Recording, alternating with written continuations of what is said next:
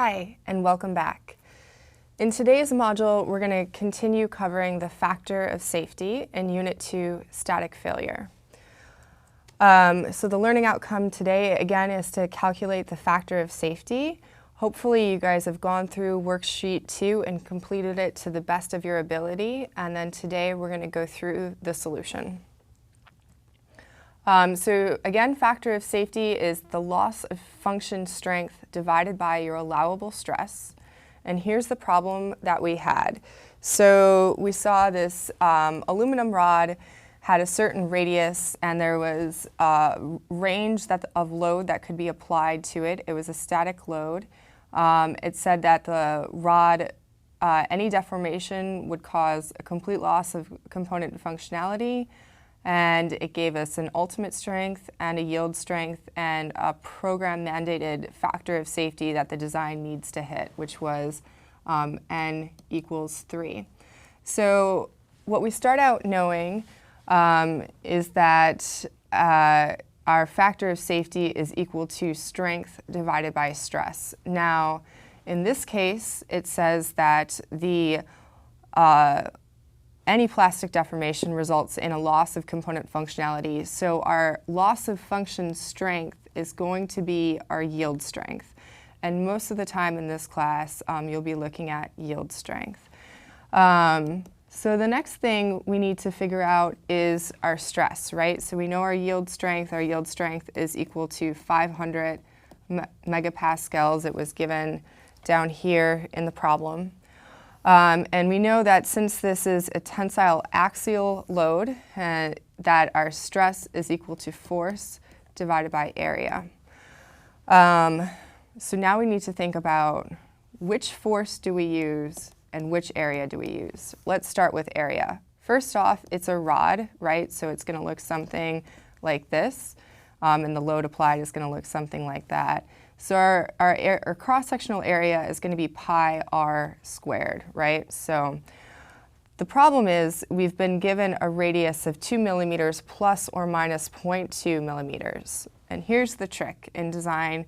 You always want to start with your worst case scenario. You can possibly back out of that worst case scenario if you need to, but you want to start at worst case. And worst case scenario is your highest stress, right? Your highest stress is going to give you your lowest factor of safety. So we need to calculate what would be the highest stress. And our highest stress will be caused by the lowest cross-sectional area. So we're going to assume that since it's acceptable to have a rod that could be 2 minus 0.022 millimeters, that's what's happening. So our area is going to be equal to pi times 2 minus 0.22, these are both in millimeters, squared. And what's going to happen is I'm going to convert this to meters just so I can keep all my calculations straightforward.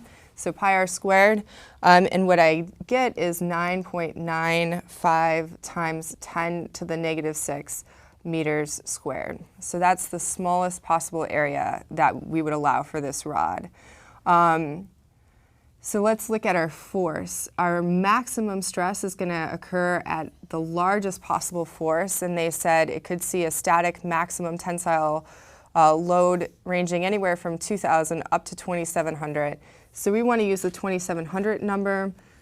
So now we can say sigma equals 2,700, right? Largest force causes largest stress divided by smallest area.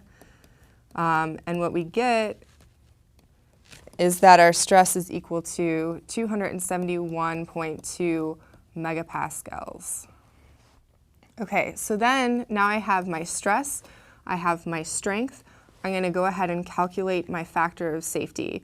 So N is equal to 500 megapascals, which is the yield strength, divided by 71.2 megapascals, and I get an N equal to roughly 1.84, which is not 3, right? It's not as big as 3. So currently you're not meeting the program mandated factor of safety. So there's a couple options that engineers could do here.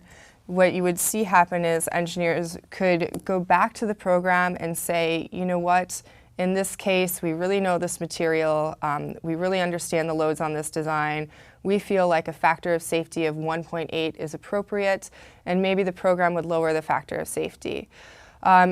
If there is any question, though, you could just increase your cross-sectional area of the rod. You could change out the material of the rod so you had a higher strength, or you could see if there's any way to lower the operating load on the rod, and that would help you meet that factor of safety of 3. So that's worksheet 2, and that's it for this module. I look forward to seeing you guys next time.